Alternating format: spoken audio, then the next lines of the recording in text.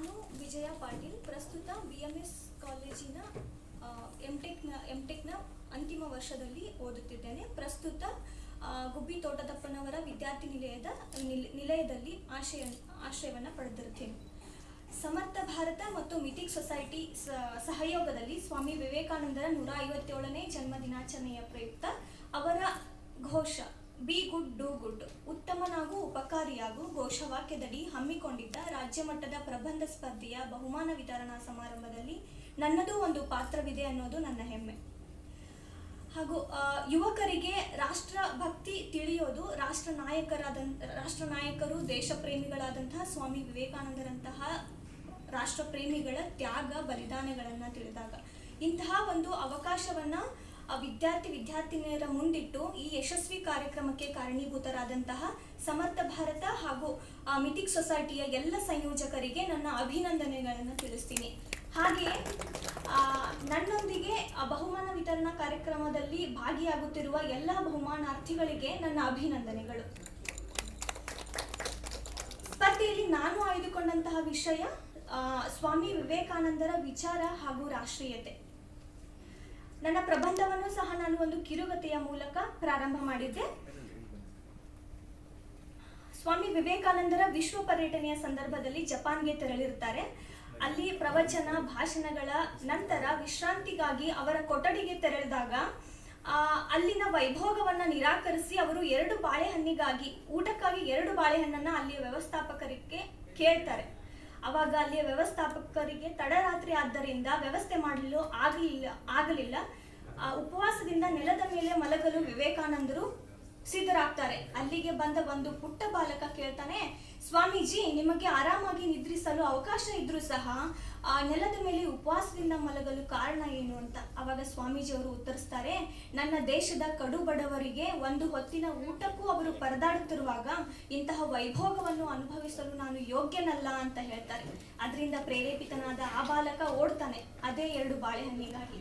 ಸಿಗಬಹುದಾದ ಎಲ್ಲ ಸ್ಥಳಗಳಲ್ಲಿಯೂ ಹುಡುಕಿ ಸಿಗದಿದ್ದಾಗ ದೂರದ ತೋಟಕ್ಕೆ ತೆರಳಿ 2 ಬಾಳೆಹಣ್ಣನ್ನು ದಕ್ಕಿಸಿಕೊಂಡು ವಿವೇಕಾನಂದರ ಮುಂದೆ ಬಂದು ನಿಂತಾಗ ಬೆಳಗಿನ 3ರ ಜಾವ. ಅವನ ಬಳಲಿದ ಮುಖ ಮತ್ತು ಅವನ ಶ್ರದ್ಧೆಯನ್ನ ನೋಡಿದ ವಿವೇಕಾನಂದರು ಕೇಳ್ತಾರೆ, ಮಗು, ನಿನಗೇನಾದ್ರೂ ಬೇಕಾದ್ರೆ ಕೇಳು ಅಂತ.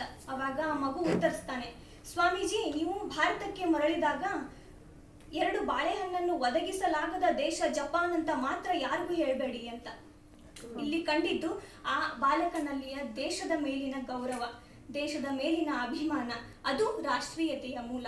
ಸ್ವಾಮಿ ವಿವೇಕಾನಂದರಿಗೆ ಆರಾಮಾಗಿ ನಿದ್ರಿಸಲು ಅವಕಾಶ ಇದ್ದಿದ್ರೂ ಸಹ ಕಡು ಬಡವರನ್ನ ನೆನೆದು ಅವತ್ತಿನ ರಾತ್ರಿ ಅವರು ಕಣ್ಣೀರಿಡುತ್ತಾರೆ. ಅವರ ದೇಶದ ಮೇಲಿನ ಅಭಿಮಾನ, ಅದು ರಾಷ್ಟ್ರೀಯತೆಯ ಮೂಲ.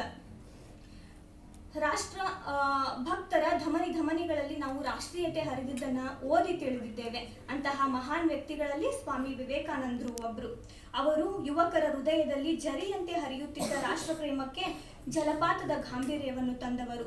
ರಾಷ್ಟ್ರೀಕರಣದ ಪಿತಾಮಹ, ರಾಷ್ಟ್ರೀಯ ಪುನರುತ್ಥಾನದ ಪಿತಾಮಹ ಅಂತಾನೆ ಅವರನ್ನ ಕರಿಬಹುದು.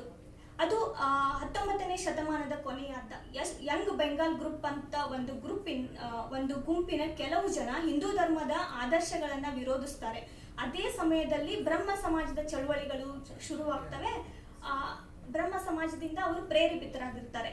ಅವರು ಪ್ರಸ್ತುತ ಹಿಂದೂ ಧರ್ಮದ ತತ್ವಗಳು ಸೂಕ್ತವಲ್ಲ ಅನ್ನೋ ನಿರ್ಧಾರಕ್ಕೆ ಬಂದು ಹಿಂದೂ ಧರ್ಮವನ್ನ ವಿರೋಧಿಸತೊಡಗುತ್ತಾರೆ. ಈ ಸಂದರ್ಭದಲ್ಲಿ ಜಗತ್ತಿನ ಎಲ್ಲ ಧರ್ಮಗಳ ಬೇರಿನಂತಿರುವ ಹಿಂದೂ ಧರ್ಮವನ್ನು ಉಳಿಸುವಲ್ಲಿ ಸ್ವಾಮಿ ವಿವೇಕಾನಂದರು ಕಾರ್ಯಗತರಾಗ್ತಾರೆ ಮತ್ತು ಅಲ್ಲಿ ಯಶಸ್ಸನ್ನ ಪಡಿತಾರೆ.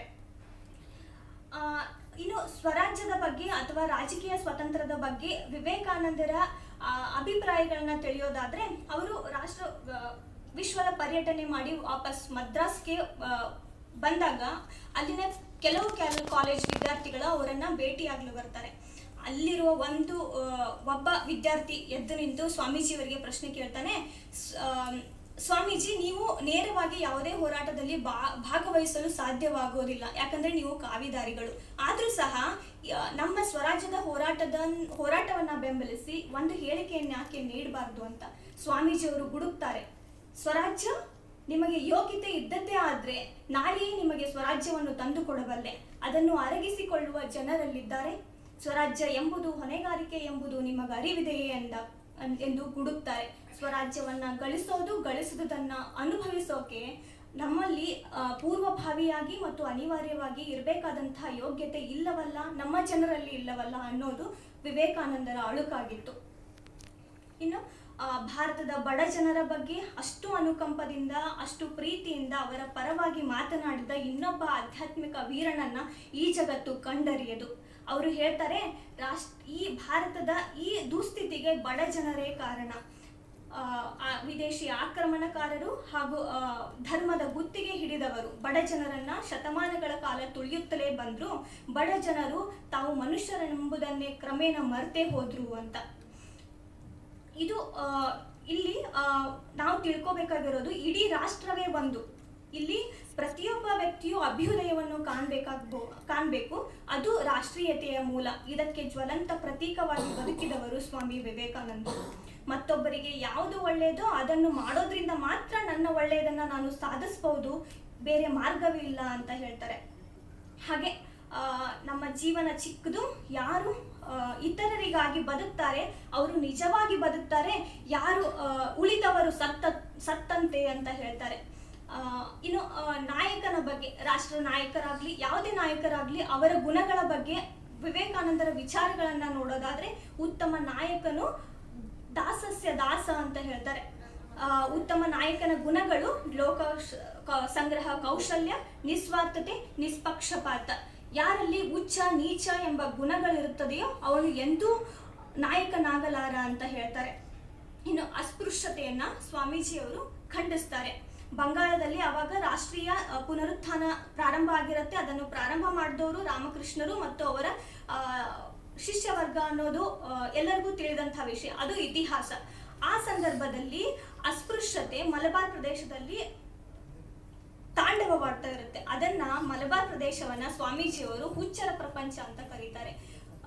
ಅಸ್ಪೃಶ್ಯತೆಯ ಗಾಳಿ ತಗ್ಲಿದ್ರೂ ಕೂಡ ಕೆಡುಕುವಂತ ಇರೋ ಮನೋಭಾವನೆಯನ್ನ ಅವರು ಮತಿಭ್ರಮಣೆ ಅಂತ ಕರೀತಾರೆ. ಈ ವಾಕ್ಯಗಳನ್ನ ಯಾರು ವಿರೋಧಿಸೋದಿಲ್ಲ, ಅದರ ಹಿಂದಿನ ಪ್ರಾಮಾಣಿಕತೆಯನ್ನ ಎಲ್ಲರೂ ಅರ್ಥ ಮಾಡ್ಕೋತಾರೆ. ಮತ್ತು ಕೇರಳದ ತಿರುವಾಂಕೂರ ಪ್ರಥಮವಾಗಿ ಅಸ್ಪೃಶ್ಯತೆಯನ್ನ ಕಾನೂನುಬದ್ಧವಾಗಿ ವಜಾ ಮಾಡುತ್ತೆ. ಅದರ ಹರಿಕಾರರು ವಿವೇಕಾನಂದರಾಗಿ ನಿಲ್ತಾರೆ. ಮತ್ತು ಜಾಗತೀಕರಣದ ಬಗ್ಗೆ ವಿವೇಕಾನಂದರ ಅನಿಸಿಕೆಗಳನ್ನ ಹೇಳಬೇಕಾದ್ರೆ, ಇಂದು ಜಾಗತೀಕರಣ ಬರೀ ವ್ಯಾಪಾರೀಕರಣ. ಆದರೆ ವಿವೇಕಾನಂದರ ಅರ್ಥದಲ್ಲಿ ಜಾಗತೀಕರಣ ಅಂದರೆ ಭಾವನೆಗಳ ವಿನಿಮಯ. ಅವರು ಇಡೀ ಜಗತ್ತನ್ನೇ ಒಂದಾಗಿ ಕಾಣಲು ಬಯಸಿದ್ರು.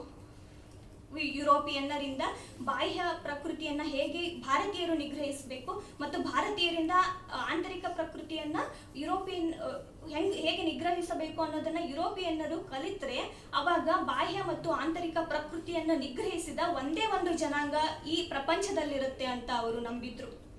ಸ್ವಾಮಿ ವಿವೇಕಾನಂದರ ವಿಚಾರ ಹಾಗೂ ರಾಷ್ಟ್ರೀಯತೆಗೆ ಸ್ಪಷ್ಟೀಕರಣ ನೀಡಬೇಕಂದ್ರೆ, ಆಧ್ಯಾತ್ಮಿಕ ಹಾದಿಯಲ್ಲಿ ಅವರು ದೇವರನ್ನ ಕಂಡವರು. ಇವರು ಹೃದಯದಿಂದ ರಾಷ್ಟ್ರೀಯತಾವಾದಿಯಾಗಿದ್ರು. ಭಾರತದ ರಾಷ್ಟ್ರೀಯತೆಯ ವಾಸ್ತುಶಿಲ್ಪವಾದರು. ನಮ್ಮ ಧರ್ಮ, ಭಾಷೆ, ನೆಲದ ಬಗ್ಗೆ ಅಪಾರ ಅಭಿಮಾನ ಹೊಂದಿದ ಅವರ ಆತ್ಮ ಭಾರತ ಮಾತೆಗಾಗಿ ಬೆಂಕಿಯಂತೆ ಬೆಳಗಿತು. ಡಾಕ್ಟರ್ ರಾವ್ ಅವರು ಹೇಳ್ತಾರೆ, ದೇಶ ಪ್ರೇಮ ಅಂದ್ರೆ ದೇಶದ ಮೇಲಿನ ಅಭಿಮಾನ, ದೇಶ ಎಂದರೆ ಜನಸಾಮಾನ್ಯರು. ವಿವೇಕಾನಂದರು ಮಾತ್ರ ಈ ಹಾದಿಯನ್ನು ತುಳಿದವರು, ಅದು ಧರ್ಮದ ಸೆಲೆ ಹಿಡಿದು ಅಂತ ಹೇಳ್ತಾರೆ.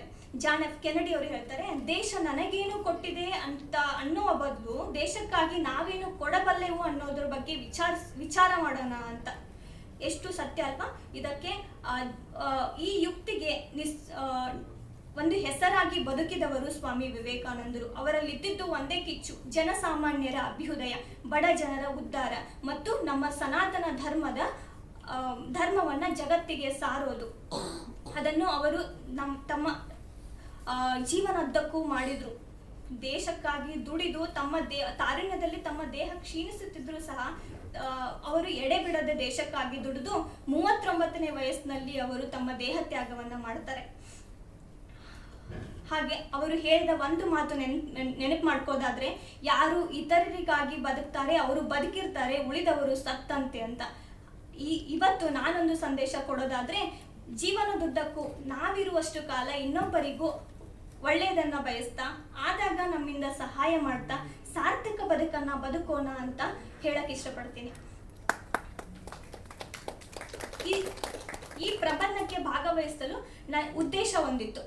ನನ್ನದು ಒಂದು ಪುಟ್ಟ ಗ್ರಾಮ, ಕಿತ್ತೂರು ಸಮೀಪದ ಡೊಂಬರಕೊಪ್ಪ. ಅಲ್ಲಿ ಈಗ ತಂತ್ರಜ್ಞಾನ ಎಷ್ಟೇ ಮುಂದುವರೆದಿದ್ರು ಸಹ ಅಲ್ಲಿ ಶಿಕ್ಷಣಕ್ಕೆ ಯಾವುದೇ ಮಹತ್ವವನ್ನು ಅಷ್ಟೊಂದು ಕೊಡಲ್ಲ, ಅಲ್ಲಿ ಯಾವುದೇ ಪ್ರಗತಿ ಇಲ್ಲ. ಆ ಕಾರಣ ನನ್ನ ಸ್ಕೂಲಿಗೆ, ನಾನು ಕಲ್ತಂತ ಸರ್ಕಾರಿ ಕನ್ನಡ ಮಾಧ್ಯಮ ಸ್ಕೂಲಿಗೆ ಏನಾದರೂ ಮಾಡಬೇಕು ಅನ್ನೋ ಹಂಬಲ ತುಡಿತಾ ಇತ್ತು. ಈ ಪ್ರಬಂಧ ಆಗ ದಾರಿ ತೋರಿದ್ದು ಈ ಪ್ರಬಂಧ ಸ್ಪರ್ಧೆ.